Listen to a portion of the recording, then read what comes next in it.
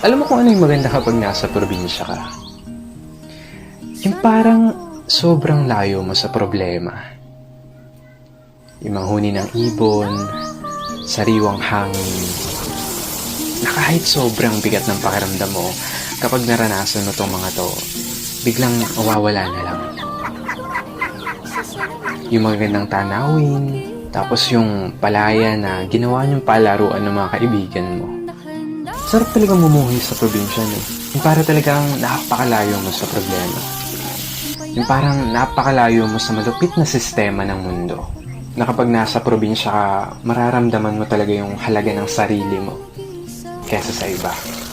At napapasabi ka na lang na there's no place like home or like probinsya. At ikaw na nanonood nito ngayon, masaya ako at naparamdam ko sa'yo ang pamumuhay sa isang probinsya.